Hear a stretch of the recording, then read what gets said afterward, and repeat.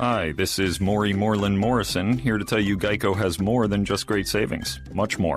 Geico's been around for more than 75 years, back when they were using Morse code. Sorry, that's just my sense of humor. What's more, with Geico you get 24/7 access to licensed agents on the app, online, or over the phone, so you can talk to them at night or in the morning.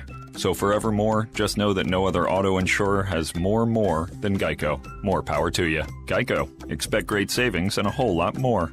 Blog Talk Radio. Alternative facts.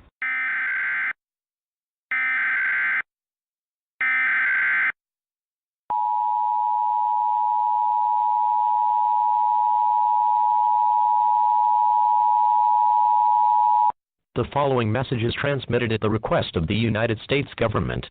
At 12:07 a.m. Eastern Daylight Time, numerous unidentified objects of unknown intent and unknown origin were detected at high altitudes over multiple locations of Earth's outer space by the National Radio Astronomy Observatory, and these objects are presumed to be some form of controlled aircraft. It is not known if more of these aircraft will arrive, or if they will attempt entering Earth's atmosphere. United States citizens are encouraged to monitor local media outlets, as more updates will follow as information becomes available.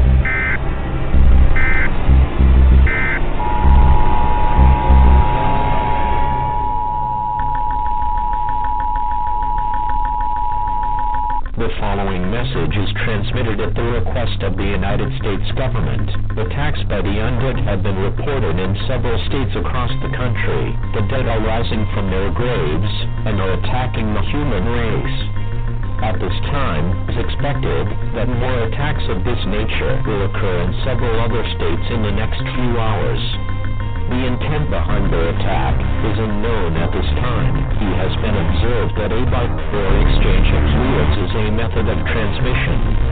This is an extremely dangerous situation if they crave the taste of human flesh. It is not known whether this event will last for hours, days, or even longer. Stay calm, as authorities have been dispatched to deal with these creatures. An all-clear siren will be sounded when this situation is under control.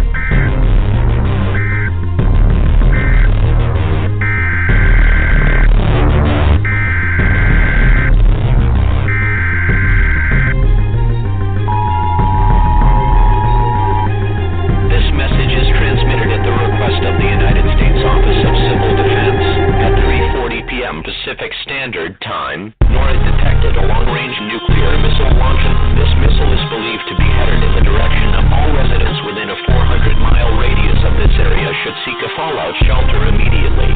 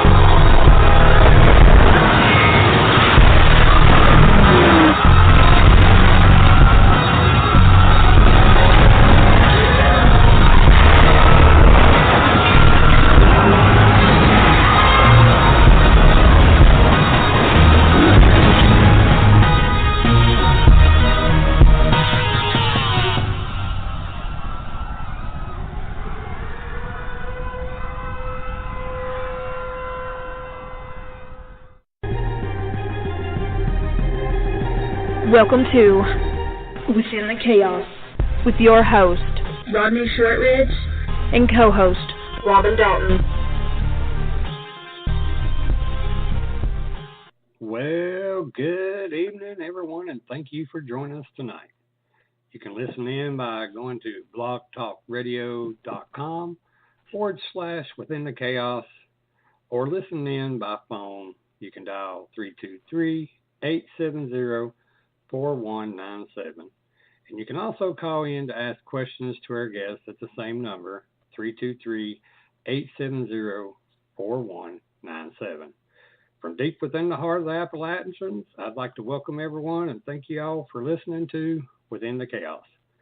My name is Rodney Shortridge, and I'll be your host tonight, along with my fiery redhead co-host, Robin Dalton. Hey, y'all. Tonight, our special guest is Dakota Shortridge. Dakota is my daughter and is the author of On Pain Through Love, a collection of writings about abuse and attempting to overcome it. Dakota is a cat lady at heart with 3 furry babies. I love trash reality TV and a passion for her job as an advocate for survivors of domestic and sexual violence.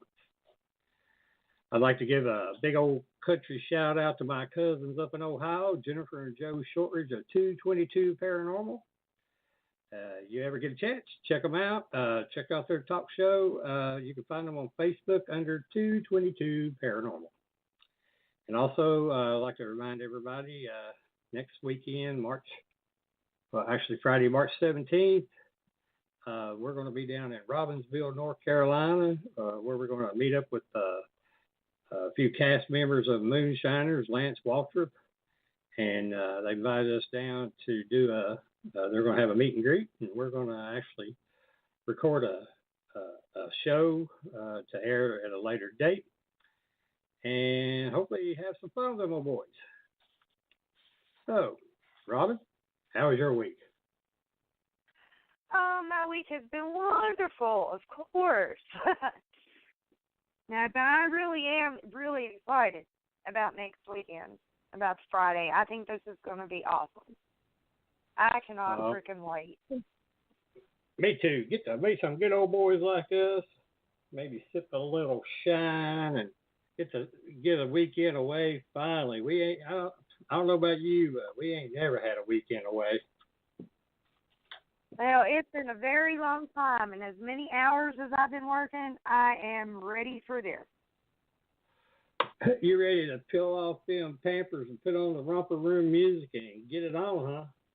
Yeah, and I done told him at work, I'm not even going to be nowhere near here, so don't bother calling me. Well, seeing how I've got, this is the first time I've ever had anybody in my studio, which is my dining room / office. It's my honor to welcome my special guest, our special guest, everyone's special guest, my beautiful and sassy daughter, Dakota Shortridge. Hey, what's up? Hey, baby girl. Hey, Robin. I got Dakota in the house. But You always got her in the house. It's true, I live here. That's the reason why she's in the house. Well, just in case I screw up anybody's head, now her name is Dakota Lee. Mm-hmm. I call her Lee. And I call her Lee, too. So if you hear us call her Lee, don't think we're talking about somebody else. We're talking about Robert E. Lee the whole time. We're talking Robert E. Lee. What a great man. But enough of us shooting the shit. Let's get down to business. In it. So, Lee, could you tell everyone a little bit about yourself before we delve into your world? Well, I live at my parents' house because I owe the government a lot of money from student loans. As well as, I graduated from Concord University not too long ago with an English degree. I've lived in Tazewell my whole life, the good Virginia, but was born in Welch, West Virginia because my parents are like, that's cheaper. Let's have it there. At least I think that's what it is since I have one of the parents in the room. As far as I know. It's cheaper, so we did it. And now I write. I've wrote for a long time, and now I work at Clinch Valley Community Action Family Crisis Services as a community educator for children, the elderly, and just colleges and people in general. Cool. Yeah. Well, first off, I want to take some time to talk about your career that you're working now. Mm-hmm. What set you on this path to become an advocate for survivors of domestic and sexual violence? Well, like I said, I owe the government a lot of money. And, well, actually, the job position was open, and Mama found it. Mama was actually the one who's like, look at this, apply for it. I applied for it. I thought I was going to be a sex ed teacher, but I turned out to be a prevention teacher instead. And a lot of people think I'm a sex ed teacher, but I'm not. it's violence prevention. But where I have to say the word sex, a lot of people think that, I'm a sex ed teacher. I'll be at the skating rink in Tazewell and be like, oh, that's my sex ed teacher. Nah, I taught you sexual harassment. I didn't teach you about condoms. I mean, really, whoever thought that one of my youngins would be a sex ed teacher? I know. Who would have thunk it? Who would ever thunk that? Who would have thought one of your kids would know what condoms are? Oh, yeah. Who would have ever thought that we would know what condoms were? Yeah, because apparently I didn't. Nobody taught me that shit. Lee, I'm proud of you for not spreading your seed, baby. I mean, I don't have any seed to spread, but you got the well, you know what I mean. I could sell my eggs if I wanted to. That's a good Shortridge DNA there. It's good. Good money in it. Robin? Well, I'm having technical difficulties. What do you want me to ask the next? Yeah, we can hear you. Okay, You want me to ask? I think I got like an echo, but y'all can hear me okay? Yeah. Yeah, go ahead and ask the next one. I'll fix this. Okay. Okay, what is an advocate? What is the purpose of an advocate? And what kind of skills or training do you need to become an advocate? Oh, man, that's a really good question because even though I'm a community educator, I'm also an advocate, and I work with lots and lots of advocates, and where I mostly teach children with good touch, bad touch, sexual harassment, and teen dating violence. They need advocates. So let's say a child discloses someone in their family's hurting them, because there's an 80% chance of that. Usually parents are the ones who are perpetrators, 80% of the time. So an advocate will roll up and be like, okay, do you need a protective order? Do you need help with Title IX? Do you need lawyer services? Do you need someone to be your voice? Basically, advocates are voices. Advocates are a shoulder to cry on. Advocates are believers. Basically, we don't judge, we believe. Absolutely believe, no matter what. Even if the courts say no, we'll still be with you until the end. That's awesome. I'm so proud of you. There's so many people that need voices out there. Oh, definitely. I've had lots and lots of clients. Just in one school, I had a class of 70 girls, 14 of them disclosed to us. And it's here. Yeah, it's in Tazewell and Russell County. It's everywhere. And a lot of people don't think it is. I've had trouble getting into some schools. They'll be like, oh, we don't need that here.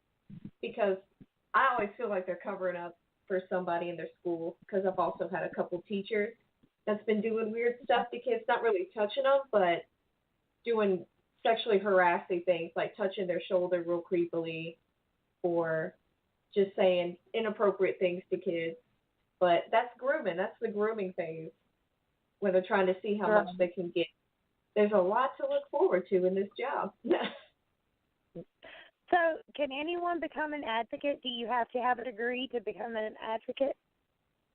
Well, it depends on where you go to. You just need an associate's degree for this job, but it's better if you do have an actual degree and some counseling, too, because you're going to have a lot of disclosures.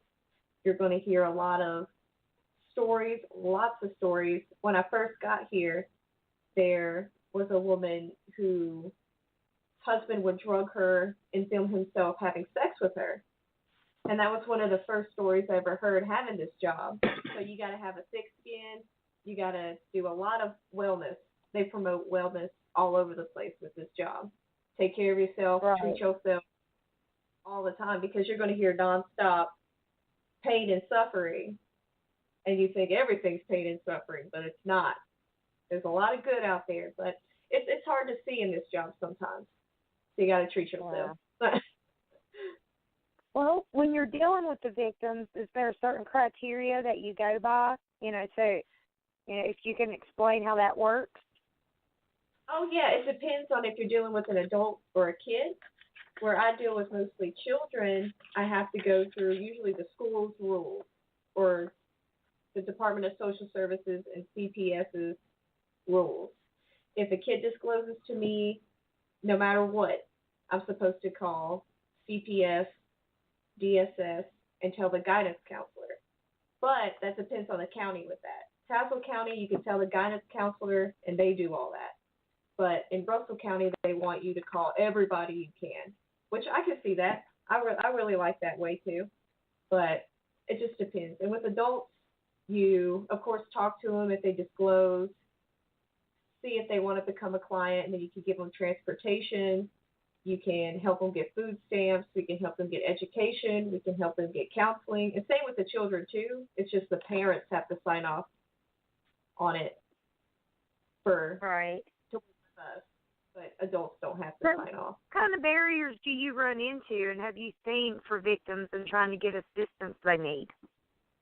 Well, where I deal with children, I mostly deal with ignorant parents. I hate to say it like that, but there is a little boy, I won't say the county, but he was sodomized by an adult.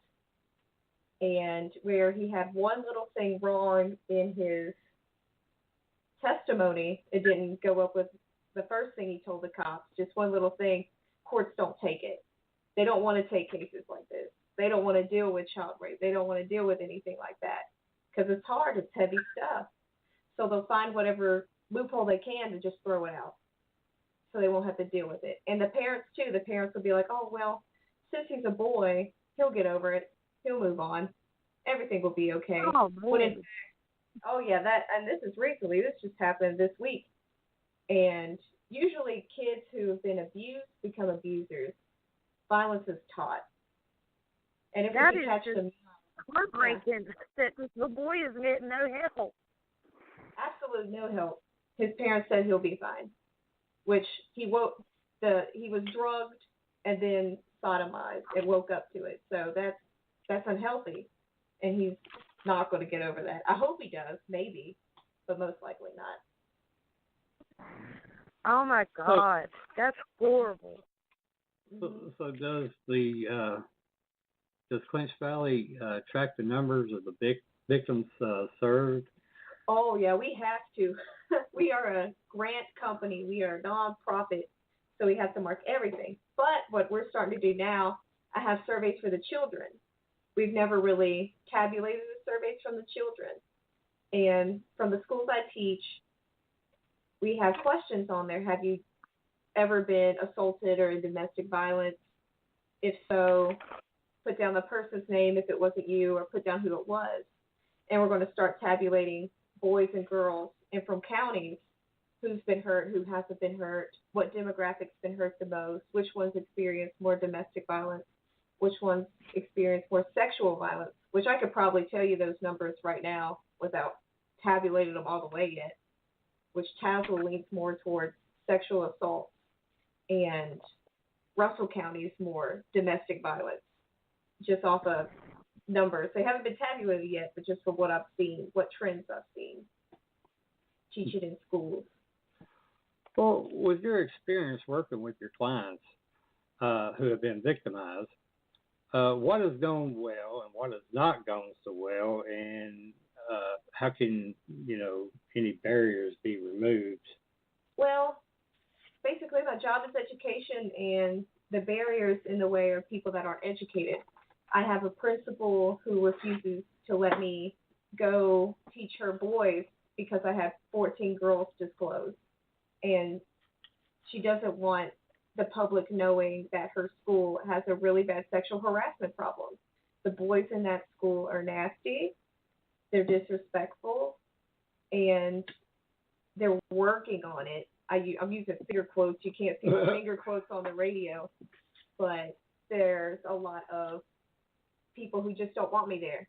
They just don't want this program there. And by Title IX, I'm supposed to be there. You're supposed to have someone teach about sexual harassment, teen dating violence in your schools, and gender-based inequality. Yeah, I was going to say, isn't there any legal way you can get in there? That's how I get in. And also, I'm in the SOL. Clinch Valley Community Action has been working with schools for years and years. We have our own thing in the SOLs that throw our program out just step by step. I use a lot of different things than I use in the SOLs, but I tell principals, come watch my presentation. Come see these kids. Come with me when I'm talking to these kids, and you'll see it. And we get a lot of backlash from the community with the women's shelter that I work with. People think it's a brothel. People think that all it is a drug den, which you're going to have addiction in there. Addiction and abuse just go hand in hand. So you're going to have it. And just to demonize these women, I've had an eighth grader when I was teaching at a middle school. One of the questions I've always put up for questions she asked, and I know her parents told her, how many prostitutes do you have in your shelter? Wow. I get these questions all the time, and I have to tell them. They're like, I see him standing outside the shelter smoking a cigarette. And I'm like, if you were drugged and filmed, your husband filmed himself raping you, wouldn't you want to go outside and have a cigarette? Wouldn't you want to be in a place where you could be safe? But instead you're being called a prostitute and being slut-shamed when you did nothing wrong. It's just because society looks down upon everybody that struggles and has a hard time. Oh, absolutely, especially women. And in the South, you're supposed to stand by your man. I know a lot of abusers use the Bible a lot to get what they want from them. And drugs, too. They get these girls addicted to drugs. Then we have a lot of girls on Suboxone and methadone, which is demonized in Appalachia, even though lawyers and stuff go to get their methadone and stuff at 4 in the morning here. So It's everywhere. It's everywhere. So in what areas could your program use more support in working with persons who are victims of domestic and sexual violence? We have so much support in a lot of organizations, but community members are the ones we get it from the most. The ones who are like, you guys got a brothel up there and slut-shaming us. I remember when I was teaching at one of the schools, I had a girl ask me, is showing your bra strap, could that get me raped? And I'm like, absolutely not. And then one of the teachers afterwards, like, how could you tell these kids that they could show their bra straps? I know you're doing your job, but my job is to protect these kids. And I was like, my job is to protect these kids so they don't think showing a boob is means for them to get raped. You're never ever asking for it. Exactly. Yeah.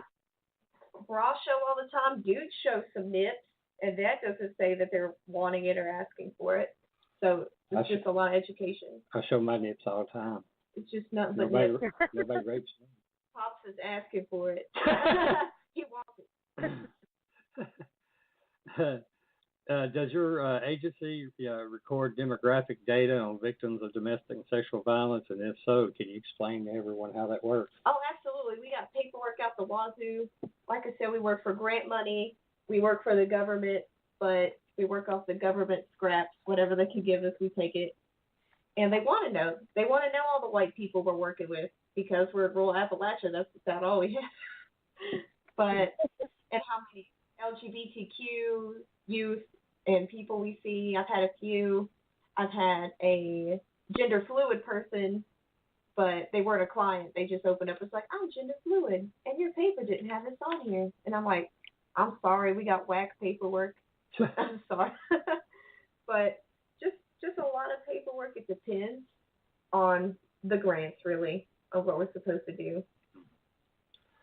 Well, can you think of ways that victim service agencies could better work with service providers and law enforcement agencies to conduct services for crime victims who have been victimized by domestic and sexual violence? Well, our company does a really, really good job. We have really, really good connections. I've met so many cops. I've met doctors. I've met in trainings, just tons of training all the time with whomever we can get, whoever we need to learn more about the resources in the community. If you're someone in Tazewell that needs help, I've got like 30 people I can give you to off the bat. And we do have a 24-hour hotline now. So we have resources out the wazoo The community works with us really well. It's just the individual level that we got to reach to. For some reason, we bypassed the individual level and went up to the community level with education. But that's why I got this job, so I can tell people, hey, it's not a brothel. Well, so what are some of the ways to ensure that community collaboration would be more successful? Well, I've actually talked to the company a little bit about that in a survey we had to take. I'm like, not enough people know what Clinch Valley Community Action does, because it's not just a place for survivors of domestic and sexual violence. We have Head Start. We used to have GED classes, but I'm pretty sure we can get you in contact with people who do. We have community corrections, where if you maybe had a minor charge against you and you need to do some volunteer hours to pay for your court charges, we can do that. We've got HUD, Section 8. We've got the workforce in there, all sorts of things that Clinch Valley Community Action does, as well as senior companions. I haven't been to a triad meeting in forever. I know they're still having them. Please email me. But but we work with seniors a lot too, especially where elder abuse is very underreported, almost as much as child abuse. Very, very underreported. Wow. So what are some of the community task forces and coalitions that exist that help address some of the issues of, you know, the victimizations of persons of domestic violence and sexual violence? All these tons of. So can you go who would you need to be involved? Well, we need everyone to be involved, because if one person is being hurt, everyone's being hurt. You got to be good bystanders and stand up to people. You got to be like, hey, that's not right. If you see someone yelling at their wife in the Walmart, you need to stand up. If you see a woman yelling at her kids in the Walmart, hitting her kids or something in the Walmart, you need to stand up. And I know I use the Walmart because the Walmart is just a melting pot of crazy. And one of the places to stand up to people, especially in a little place like Tazewell in the South. But there's people you can go to. There's not as many people that can help you. But the resources are limited. I mean, there's Clinch Valley Community Action in Tazewell, People Incorporated in Russell County that helps with domestic violence. And just the courts in general get your help. We don't have many men's shelters in Tazewell County. We send them to the Finn Castle and wish them the best of luck, because if not, they're going to Norton or they're going all the way to Beckley in West Virginia. And we can't even buy them a bus ticket to get to either one of those places. Damn. Yeah. Wow. So what kind of information assistance could you provide to service providers about working with people who have experienced domestic violence, sexual assault, or other crimes? Basically, email us. Email my boss, Jennifer Bourne. And we did this thing called Project Link, where we went for women who are pregnant and drug abusers. And they got the whole community of Tazewell, Russell County, all their people together. Even methadone clinics and Suboxone clinics were there to talk about it. And we need to do more of that, get the cops with us with trainings like that, where we could just stand there, tell them what we need, tell them what we have, and tell them how to better it and better services. Because cops here are uneducated. Not all of them are, but some of them are. I had a client that was 91 years old, and one of the first things the cop said is, she's too ugly to be raped. Damn. Oh, my God. Yeah, so people are very uneducated, and it's my job, but it's really hard to educate an entire town one by one. Well, is there anything else you'd like the public to know about domestic violence and sexual assault that we haven't talked about? Well, absolutely, it happens. It happens. 1 in 3 girls by the age of 18 will be sexually assaulted in their lifetime, and 1 in 6 boys will be sexually assaulted by the age of 18. I believe the boys' numbers are much higher. Boys don't report, and I talk about it to guys all the time. But I can count on my fingers how many guys I've actually talked to that have become clients. I have tons of girls, barely any boys. And boys are the ones that become abusers. even though 15% of men are abusers, 85% aren't. There's a lot of good guys out there, but that 15% gives men a really bad rap. Yeah. Really bad rap. Right. Well, we'll change speed up a little bit here. We're going to talk about your book here. Yeah. Your first published book just came out a couple months ago. Mm-hmm. It's titled On Pain Through Love. Mm-hmm. What started you on this road to writing poems and short stories? Well, I've been writing for a long time. I know you don't like the subject of Nana, but Nana got me a diary when I was really little. You remember that fuzzy orange diary? Mm-hmm. Yeah. And I would just write about my day in there. And I watched the show As Told by Ginger, and she would write in her diary, and I was like, yeah, I'm just like her, with better hair. And I was just writing. And then when I got into school, learned about poetry and just started writing poems, my feelings. Like if feelings got too overwhelming, I was like, let's just put it down on paper. And apparently hippies loved it at first because I used to perform them in hippie dens, people smoking weed in the back, and I'm just like, let me tell you my life. Snaps. Snap. I had this one weird lady at a hippie den who's like, I don't want you to snap at my writing. I want you to make your favorite animal noise. There was a lot of dolphins in the crowd that night. But I just getting feelings out, just letting it out in a healthy way, in a very healthy way. Cool. Well, can you hear me? Yeah. I don't know what is going on, guys. I'm so sorry. No, that's okay. Well, can you not hear us? It's like, hang on. It's it's like a echo. That'd be all right. We'll work through it.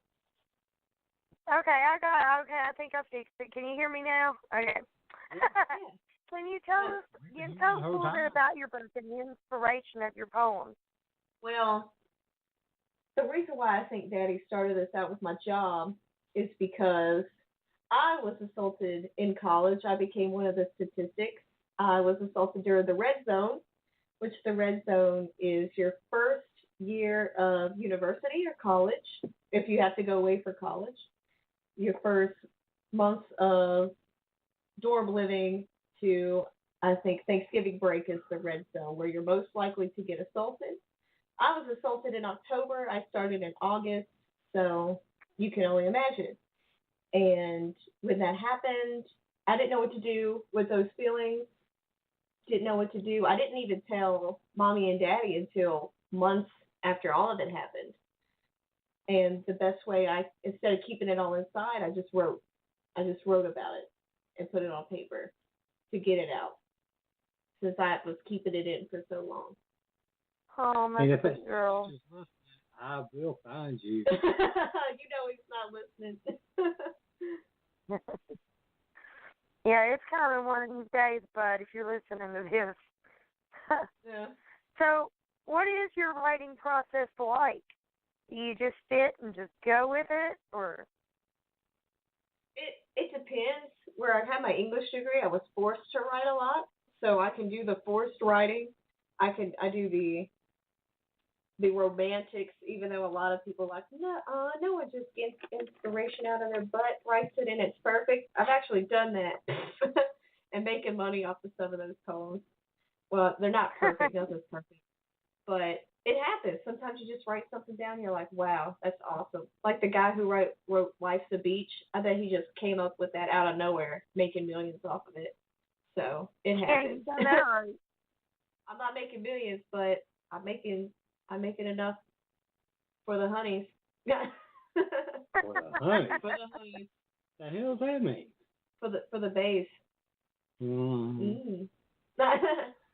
So does writing exhaust you? Does writing exhaust me? It depends what I'm writing about. I had to take a writing class where I had to write different types of memos because I took professional writing is my major, one of my majors. And writing memos for 2 hours was the worst day of my life.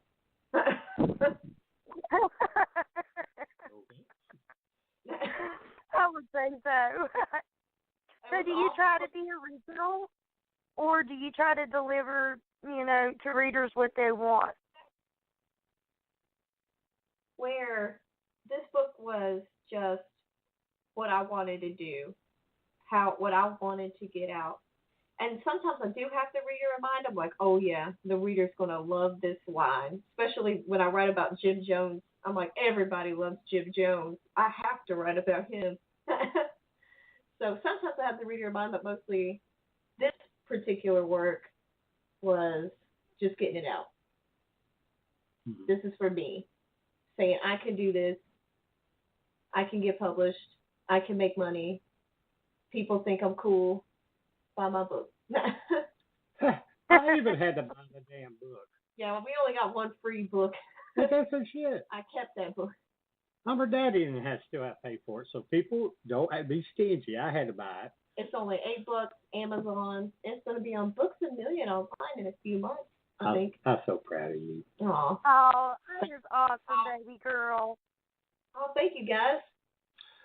Well, do you think someone could be a writer if they don't feel emotions strongly enough? Yeah, if you are, was it nihilist? Or, I've heard it pronounced nihilist and nihilist. I don't even know. But yeah, if you hate life and everything with it, you can write. I mean, have you ever read anything? There's a lot of people who hate themselves who write. Gosh. Are you asking me if I've read? Yeah, I know you've read. You read Mother Night by Kurt Vonnegut, and he hates everything, and he wrote. I'm a reader. People may not believe it, but I do read. He only reads when he's pooping. Hey, don't be telling people that. I think that's honest thing to know. Believe it or not, people, Rodney knows a little bit about everything. I've got most of my education in the bathroom. Ew. What'd she say? What'd you say, Robin? Yeah, she sounds like she's falling in a hole. Yeah, you do. You're like, oh. You sound like you're in the bathroom again. Get out of there. In the bathroom reading. Am I out now? That's better. Yeah. Okay. I'm telling you, something's going on with my connections up here tonight, y'all. So, do you want each book to stand on its own, or are you trying to build like a body of work with connections between each book? I think all writings will be connected no matter what, just because I wrote them and they'll be my experience, and English nerds will probably, if it ever gets to that point, English nerds take my life and be like, everything's drawn together. She was a part of the Illuminati. Here's all the triangles in her book. But I just write to get it out, and sometimes for my own entertainment, because I'm writing a novel right now, and it's disgusting, and I love it. So it's just for me. And if my publisher wants to publish it. I hope you guys like it too. Mostly it's for me. I know it sounds selfish. I write for the people. Nah, I write for me. There you go. And make money on the side, just a little bit, but not a lot. So has the publishing, after publishing your first book, has it changed your process of writing? No, I'm still lazy. I think I've gotten lazier since I've been published, but it took me a few years to write this book. It took a while to get all the poems in order, because I write kind of like Taylor Swift. Anytime I'm real emotional, boom, it gets on a page. But the difference is I'm not writing about exes going, he dumped me, but I dumped him again. What? No, I don't write about that. I've got bad blood with them. No, I don't do that. Well, what was an early experience where you learned that language had power? I learned that. I feel like you wrote that question so I could talk about you. I feel like that's. It ain't about me, it's about you. Please, Joey. Well, I grew up with a man who talked like he was a part of the movie Scarface. And I grew up with a family who thought there were other supporting characters in the movie of Scarface. I love my mama to death, but she has dropped some bombs in my life. And I would have to say that was important to me. I learned raw emotion really quickly in my life just because I was raised by very passionate people. Like, my favorite thing to say, this is from the childhood, Brother Zach one day was like, Lee, Dallas, give me a minute. And then he went to his trunk and pulled out a sack full of balls. But then he went at Mama and was like, hey, Mama, look at my ball sack. And she cussed him out for an hour. She's like, mother effing bull ass Zach, how could you? And that's the day I learned how powerful language was. That Zach just manipulating ball sack, insinuating to his stuff, could trigger someone like poor Mama. I don't know where he got that shit from. I don't know. With your question to talk about you, and I turned around on Mama and Zach. I didn't ask him about me. My brother's nuts. I just thought it was a really good question. It's a good question. Like I said, here's a question for both of you. Is Sue listening to this tonight? Lord knows. She doesn't own the internet. She don't know what that is. She don't know what the hell the internet is. She hasn't worn a bra in 7 years. Hell, 70. Oh, man. Okay, what do you owe the real people upon whom you base your characters? What do I owe the people? I feel like that's another question that was loaded towards you. Since I wrote about you in the book. I'm trying. Daddy's like fishing. He's like, I'm fishing. I want compliments and I want. No, it ain't compliments. I'm just trying to see where this can go because you haven't really. I mean, we talked about where you've written about me, but we haven't really delved in so much as why. Okay, so re-ask me the question. So since I made so many jokes, I need to. Okay, what do you owe the real people upon whom you base your characters? I know the person I wrote about thinks they deserve a truck, but I'm not making that kind of money to get you a truck. Lord, you ain't making that kind of money yet, but whatever you do, I'm watching. I'm watching your bank account. I'm watching that bank account. If I see you coming in here driving a Jaguar, I'll be like, yeah, I need a pickup truck now. Your hands going to be straight out, like, hey, like the Democratic Party hands out. Be like either that or my lawyer will be in contact with your lawyer. And our lawyer's the same lawyer, so he's I know, right? In his room. But I don't owe them anything because I write this, like I said, for me. And at the same time, I love writing. The reason why I say that is because I write about hard things. I wrote about your suicide attempt. I wrote about the thoughts that my siblings. Where'd you go? go? Huh? Where'd y'all go?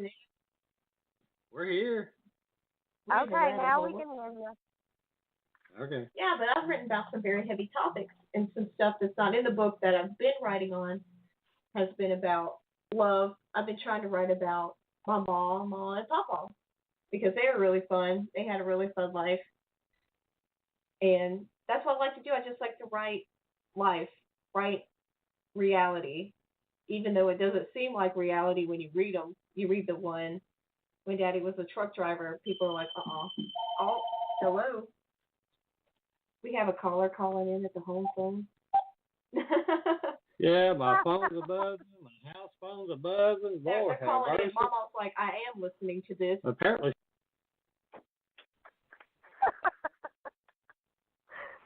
So, how many unpublished and half-finished books do you have, Lee? What? How many unpublished and half-finished books do you have?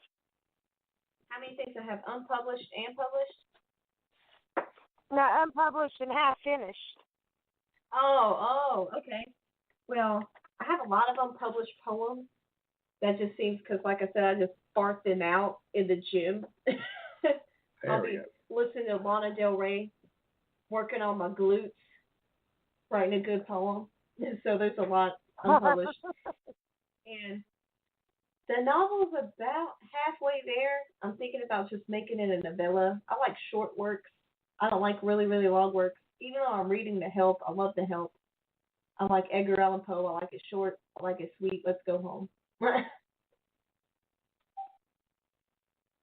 So there's a lot, just a bunch, because I've been writing for years and years. Okay, what kind of research do you do, and how long do you spend researching before beginning writing? I just write it and then I research it when I'm like, that doesn't fit the time period. Because the novel I'm writing is like in the 50s, and I put the word internet in there, and I was like, nope.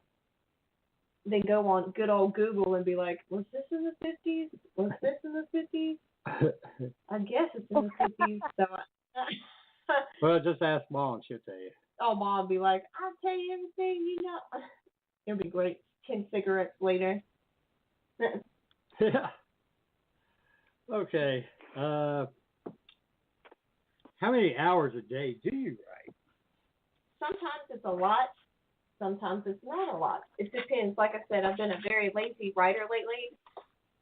But I do keep journals. I keep a work journal and I keep a diary. And I don't get to write in them every day, but I try to because I like to keep my work separate from my life. So the way I do it is journaling about it at work and then journaling about other things in my diary. It may seem a little bit too much, but I didn't like mixing the hardships of work in with the hardships of social life, if that makes any sense. Mm-hmm. So what period of your life do you find you write about the most? Your childhood, teenage years, or your young adult life? I think it's young adult life, because childhood was great, but at the same time, childhood was mostly Dallas and I farting around with Barbies. That'll be my next poem. Dallas and I farting around with Barbies. There you go. Bestseller. Bestseller. But yeah, there's no particular time period. I just write about other people's stuff usually. If it's not poems are usually my stuff, but the short stories are other people's stories. I love twisting other people's stories to make them super entertaining and fun, or super educational and sad. But that's what I do. Wow. So would you view writing kind of like a spiritual practice? Definitely. It's a way to just get it out and leave it on the page. And sometimes that doesn't work, and you got to go into therapy, but that's all right too. There's no shame in going to therapy. But it's just easier that way. It's just easy. Even I've been in therapy. Yeah, everyone needs to go at least a couple times. Mine was mandated by the state. Whose hasn't been mandated by the state? So, here you go. Have you ever hid or do you ever hide any secrets in your books that only a few people would find and be able to point out? That's a really good question. I think maybe. I feel like some people were reading this and be like, I'm mad, triggered, absolutely triggered. But I say there's some hidden secrets in there. I am a part of the Illuminati. I knew it. It's a family thing. I mean, I gave my soul to the devil just to publish this book. Well, buddy, you got screwed over then. Yes. Because you ain't making the bank I thought you would. Yeah, but I like putting little nuggets and stuff in there, like, if they read this, they'll know it's them and I'm mad. Yeah, stuff like that. That's in there. I guess that's the Swiftie and I am. So what was your hardest poem or chapter or story you ever wrote? The hardest poem I ever wrote was the first poem I ever got published, which was about Malia, my niece Malia. I don't know if the listeners know much about her, but we love her to death. And it was when custody battles were going really, really rough with Malia. And I was sitting at the community college one day, and they had a poetry contest to get your book published. Well, not book published, but your poem published. And I just sat down and wrote about the struggle I was going to have with Malia and what I needed to do as an aunt to keep her away from all the bad and keep her on the good path. So that was the hardest poem. Like right now, I was like, what? But no, it's been you a lot. are an amazing aunt. Huh? You are an amazing aunt. She loves you so much. Oh. Thank you. I love Malia too. She's my baby. We fart around and play Barbies just like that. She's my little shadow. She is. She's so cute. So, if you had to do something differently as a child or a teenager to become a better writer as an adult, what would you do? I wouldn't change it. I wouldn't change a thing because I think that the struggle, realness to my writing, the struggle of poverty, the struggle of watching you work really, really hard, the struggle of watching mama work really, really hard, the struggle of the divorce, the struggle of just everything in general is what makes this writing so real. It's so real. I don't like writing fake stuff. I like writing real stuff. And nothing's more real than poverty.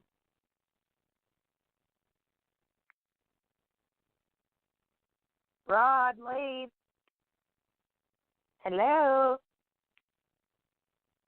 Well, guys, looks like we might be having a little bit of technical difficulties. Give me just 1 second here.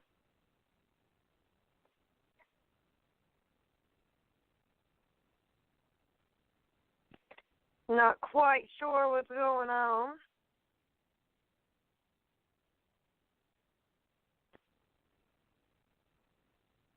But I'm about to find out. Okay, guys, not quite sure what's going on. Hopefully, whatever it is, it'll come back soon. Can you hear me, guys? Can y'all hear me now?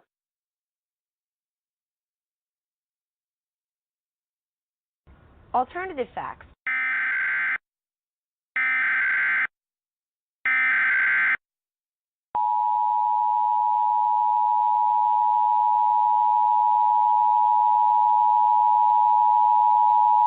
The following message is transmitted at the request of the United States government. At 12:07 a.m. Eastern Daylight Time, numerous unidentified objects of unknown intent and unknown origin were detected at high altitudes over multiple locations of Earth's outer space by the National Radio Astronomy Observatory, and these objects are presumed to be some form of controlled aircraft. It is not known if more of these aircraft will arrive, or if they will attempt entering Earth's atmosphere. United States citizens are encouraged to monitor local media outlets, as more updates will follow as information becomes available.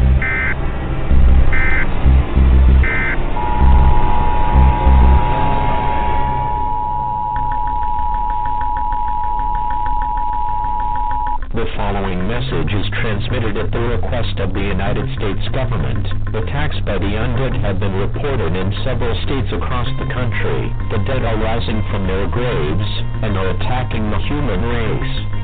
At this time, it is expected that more attacks of this nature will occur in several other states in the next few hours. The intent behind their attack is unknown at this time. He has been observed that a bike or exchange of fluids is a method of transmission. This is an extremely dangerous situation if they crave the taste of human flesh. It is not known whether this event will last for hours, days, or even longer. Stay calm, as authorities have been dispatched to deal with these creatures. An all-clear siren will be sounded when this situation is under control.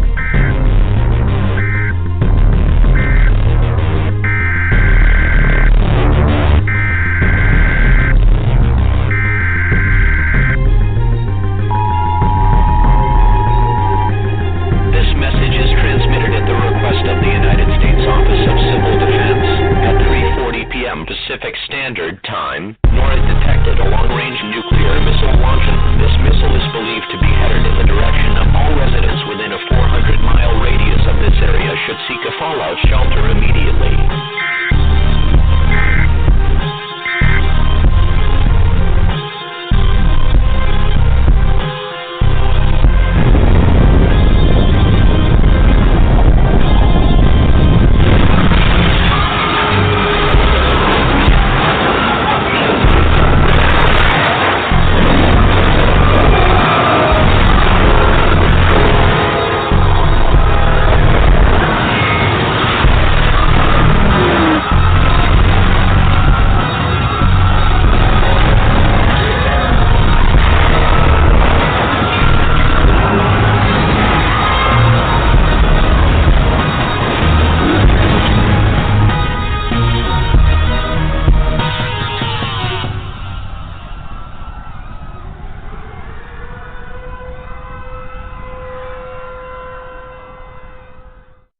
There is more to me, Queen Eliara of Elfgard, than my elven magic.